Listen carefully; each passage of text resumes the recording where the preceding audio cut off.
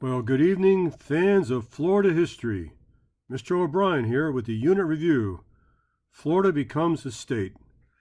Ah, yes, look at this standard, the Spanish standard that flew over Florida for over 300 years. You know, men, to become a state in the Union, there are certain restrictions and regulations. You have to have a constitution. You know, the people have to together and have an enclave where they vote if they want to come into the Union. You had to have a certain number of people join the territories. And quite frankly, the trail to statehood for the Florida territories was a bumpy one.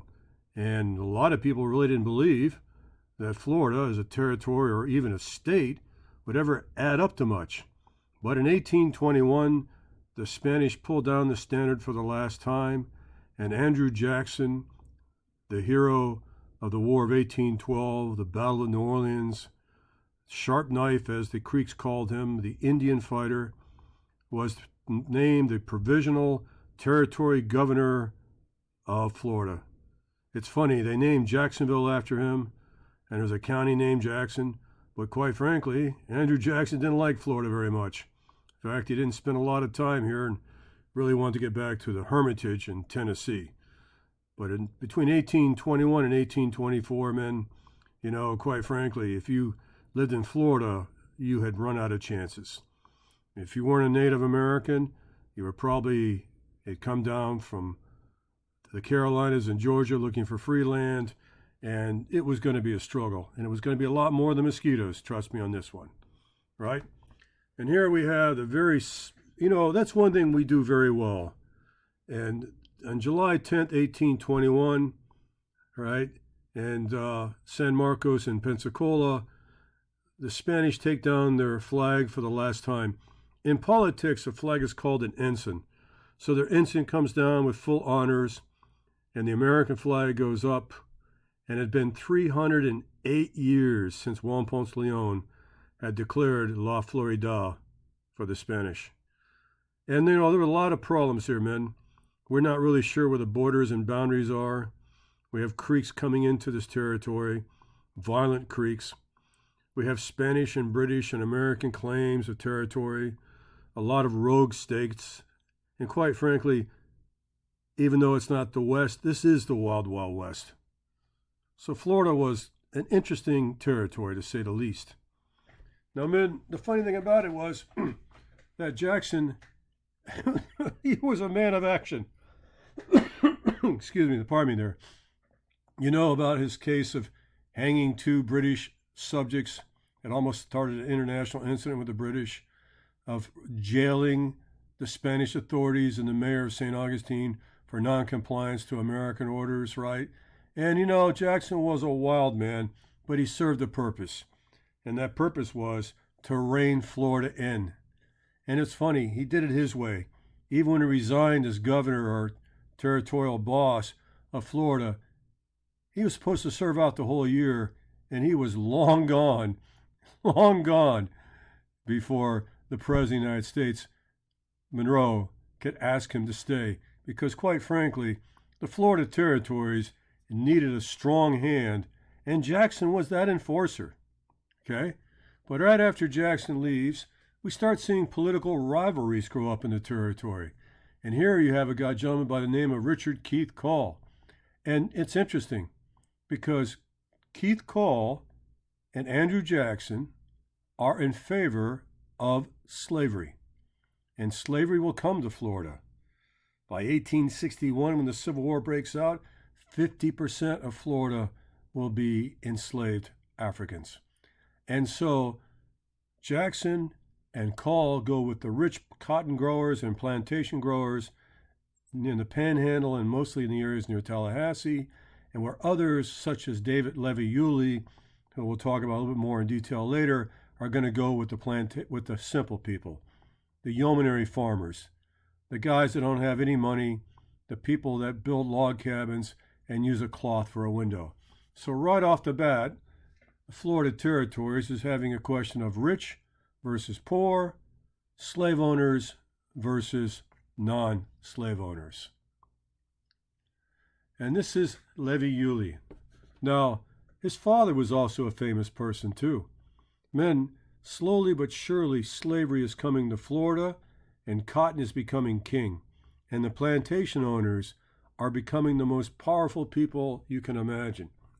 The one thing that Florida has had no luck with, especially around Middle Florida, which was Tallahassee at that time, was that Florida did not do well with the banks. Remember, men, that if banks make enough bad loans, your money is gone. And so the planting class, the wealthy class, and also the workers and the lower classes had real suspicions with the banks. Interesting enough, Jackson didn't like banks, and though he did like slavery and he did like the plantation owners. So if you're going to be a banker in Florida, you're not going to get much respect. Best bet, be a plantation owner in northern Florida and grow cotton. Not tobacco, not rice, cotton. All right. 1821. Boy, things have changed. Florida only had 3 real towns: St. Augustine, Pensacola, and Key West. There was a time, men, when Key West was the biggest of the cities. Jacksonville is not on the map yet. In fact, Key West was the only way you could get to Key West was by sailboat or later steamboat, because there were no roads, highways, or railroads. And here's a picture of Key West in 1826. And as you know, I was born in Key West, and I would love to have been born in that era. But I digress. Now, take a look at this, guys. That's the Capitol building. You remember how the British decided under King George II, I believe, when Florida went to the Mississippi River, they have East Florida and West Florida? Well, they came up with a disastrous idea. And that idea was that there'd be 2 capital cities, St. Augustine and Pensacola. One year they'd meet in St. Augustine, and the next session they'd meet in Pensacola. It was a disaster. The trip over uneven roads, they're dirt trails carved through the pine forest. Indian attacks, malaria, yes, malaria, mosquitoes, lightning strikes, rattlesnake bites. Men, every time they tried to have a meeting, they were lucky if they even had a quorum, enough of the representatives to show up to even have a meeting. Sorry about that, guys. So anyway, it was decided to compromise, and to almost halfway between Pensacola and St. Augustine is Tallahassee. Tallahassee, the old Choctaw word, I think it's Creek actually, which means the grasslands of the meadows. Now, men, this is how it starts. We decided we wanted to turn this into the capital, and the Americans forcefully drove all the Creek people out of Tallahassee against their better wishes. And that became the new capital. And that really is about the size of the first government building. Wow. Big government. It's here to stay. Who would have dreamed back then that Florida would be the 3rd largest state in the Union for population? I like this picture of Jacksonville. Jacksonville is going to become important because of shipping and, quite frankly, the Naval Stores. Remember we talked about this. A Naval Store, I got a bad cough tonight. A Naval Store was a huge business, not as big as cotton, where you sold materials to build ships. Lumber, tar, pitch, turpentine. Either you're cutting wood to make the hull, or you're getting tree sap to make the sticky stuff to make sure your boat is waterproof. And back in those days, men, the pictures you see here were actually printed on a piece of glass. Wow. Man, what if we were born back in those days, huh? That must have been a very tough existence. As we talked about, men, naval stores were very, very important. And most of the naval stores, men, were in North Florida. Now, the one thing that Florida is going to really lack and they're going to lack it all the way up to the days of the Civil War, is a railroad. A railroad. You can't be a modern state without a railroad. Men in the 1830s, there were less than 22 miles of railroad track in the entire state of Florida. And a lot of times they didn't have a steam engine. It was a tram. That's a railroad track where you have a coach driven by horses or mules. And one of the railroads went to Cedar Key. And Cedar Key was famous for making salt out of ocean water. So Florida gained statehood. And in 1845, we actually become the 27th star on the American flag. We came in with Ohio. And quite frankly, men, I'm going to tell you the truth. There were a lot of people who didn't want to sign the referendum, didn't care about a constitution. They want to stay independent. They didn't want Washington interfering with Florida responsibilities and businesses. They like being by themselves. And quite frankly, it's going to take a long time to convince the people of Florida, yes, it is true you're going to have to pay taxes, but you're never going to get roads or seaports or railroads without the federal government's help. Men, there were some people in Florida that were so angry about becoming part of the Union that they actually want to secede and join the state or the territories of Alabama. Americans don't like taxes. Speaking of which, there it is. Florida admitted as two states. Some in West Florida wanted to actually stay with Alabama. Wow. Well, eventually, the naysayers were won over. 1821, we go from a territory. 1845, we finally become a state. And as we talked about, men, the planters were the first to realize that they were in a very profitable position. If I'm going to be with slaves, and I'm going to grow cotton, and I'm going to have hundreds of acres in North Florida, and I'm going to be part of the federal government, shouldn't we have a hand in writing this Constitution and making sure that slavery is legal in Florida forever? So you're going to see the rise of the plantation owners. And the plantation owners will become the richest, most powerfully politically connected people in the early history of the state of Florida. I love these buildings. That's the first Florida constitutional meeting.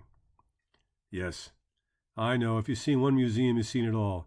But one thing about it was pro-slave, freedom of choice, limited government restrictions, try to keep the taxes low, and remember, cotton is king.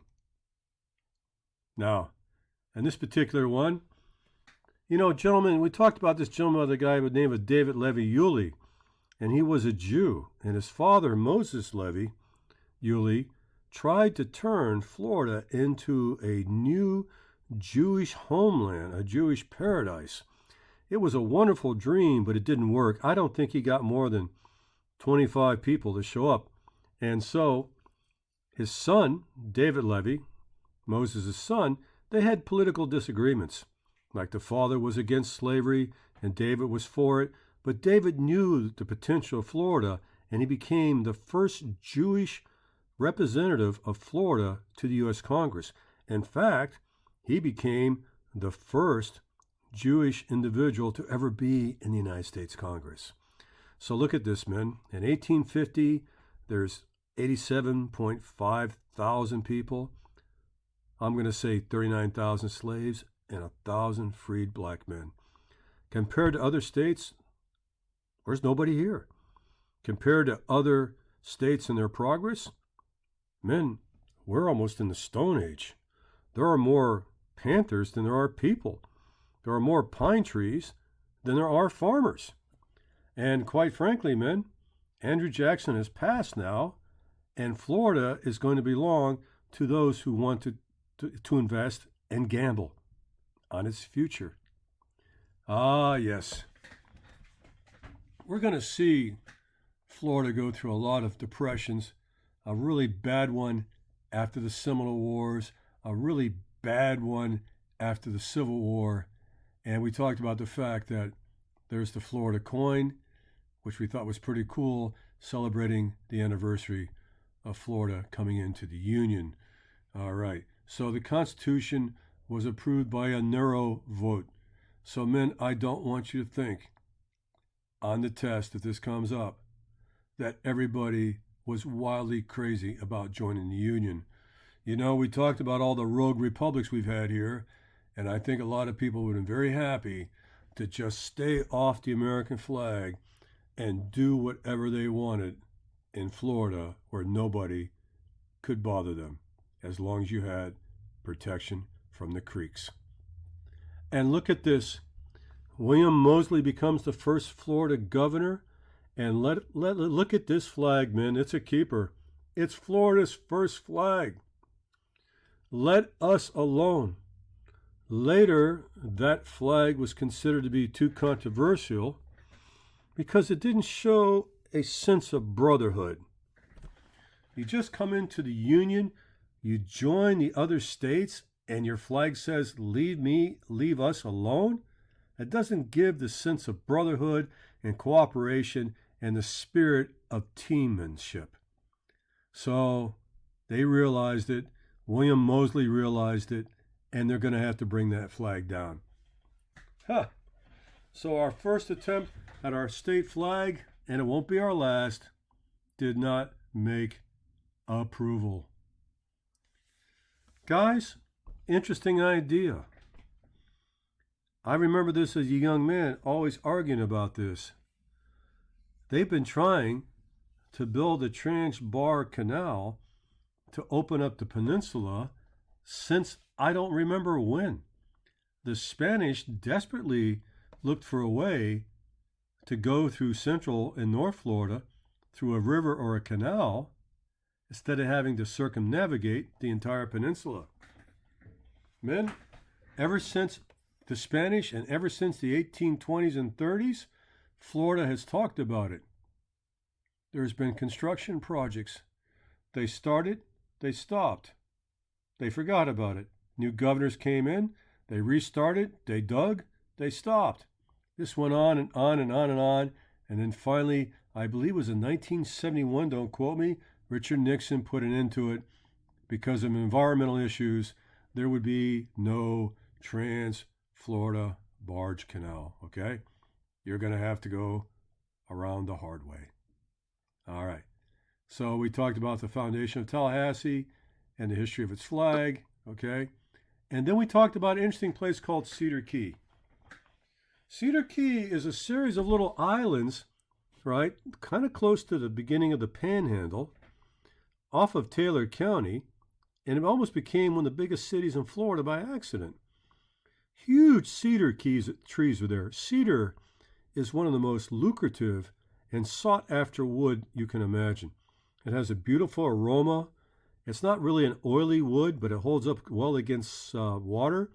It has a beautiful color to it. In fact, cedar chests and cabinets, in fact, they make cigar boxes out of cedar. Well, men, funny thing about it is they're going to run a railroad out here, and they're going to discover that there's a lot of money to be made. They have oyster beds like nobody's business. Not far off of Cedar Key in the Gulf of Mexico are these virgin, untouched fisheries, these fish banks, where the fishing is going to be record-breaking. Not like today in the Keys where we're facing a lot of shortages of fish because we're just simply fished out. These fish banks, they seem to be bountiful without end. And there was a gentleman from New Jersey by the name of Eleberhard Faber, and he purchased a lot of the lumber and the acreage up there, had a wood mill, sent the wood back, the cedar, to be made into pencils. And you wouldn't think that you could become a millionaire by selling pencils, but I guess, you can't take the SAT without one, right? I don't know. But anyway, Cedar Key almost became the Gulf of Mexico's Key West. But they made a mistake, men. They made a mistake. Even after the Civil War, the population exploded, but they didn't take care of the resources.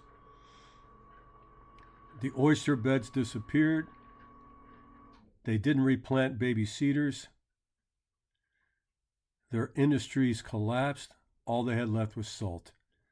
And this boom or bust town went bust. And they went from being almost one of the largest rising cities in Florida, I should say towns, I want to say cities, to having less than 1,000 people when they finally ran out of fish, lumber, and oysters by 1889. Ah, and there's Moses Levy and David Levy, right? And what a character, right? Moses was born in Morocco, was actually a financial consultant to the Sultan. Wow. His son lived in the West Indies, kind of like Andrew Jackson, like Alexander Hamilton, was educated in some of the finest schools, and his father had a dream of almost like creating a new Israel in Florida. Remember we had the Greeks in New Smyrna Beach? Same idea, but it just didn't take off. Well, Moses and his son, David are going to have some falling outs about politics, and Moses is going to kind of lose his authority and not be that politically important anymore, but his son will take off. Now, men, the thing about his son, all right, was that this gentleman here opened up Florida's first railroad. He changed his name. He followed his grandfather. He went with David Levy Yuli, not Levi, and he started the first Florida Railroad Company. It wasn't Henry Flagler. It wasn't Henry Plant. It was David Yuli. And you know what? He was a hell of a man, and he was an entrepreneur, and he's going to do more to develop northern Florida and bring industry in the modern age to Florida than anybody else. But he made a mistake, man. He thought the Confederacy was correct. He left the U.S. Congress, joined the Confederate States of America with Jefferson Davis and all those guys, and he was imprisoned for his troubles when the war was over for 9 months. He's going to leave Florida and retire to Washington, D.C., but he's going to create a lot of communities. In fact, quite frankly, you may not know this, but Levy County is named for him. Now, remember that guy we talked about, Richard Cole? The plantation owner with all the slaves? He's going to become a very powerful force in Florida because he was Andrew Jackson's boy. He was a Creek killer. Like Jackson, right? He brought a lot of pain to the Creek nations in Florida and Alabama and Georgia. He was Jackson's personal aide. He wrote his letters. He helped him with his diaries. He filed his reports. That was Jackson's boy. And he goes from being a Creek fighter to being one of the wealthiest, most predominantly influential slave owners of Florida. And later, right, we're going to see that his demise will come when the Civil War goes against Florida. By the way, Florida and Tallahassee was the last capital of the Confederacy to surrender to the Union. But that will happen after our boy Richard Cole will be named territorial governor of Florida. All right. I'm not going to ask you about the Whigs. You know, that's a side story. The Whigs will not be on the test, but I do want you to remember this, please. David Levy Yuli, first Jewish senator to the United States, and also the first governor, William Dunn Moseley. All right? If you remember those two guys, you're going to be all right in the test, because I have to ask you, who's the first governor? William Dunn Moseley. All right. And we talked about how many different flags Florida had, and we did this little thing about Amelia Island. And quite frankly, men, I think this is not going to be too hard of a test for you. Yeah, I'm sure you don't want to see that again, but if you do, you can look that up on my PowerPoints. All right, men. So the test is coming up in a couple of days. I hope this review helps you. And if all else fails, go back to topics, look at the PowerPoints. If you read it once, twice, thrice, you're going to be okay. All right. This is Obi saying, signing off. Hoping you have a great, great evening. And I'm looking forward to seeing you soon.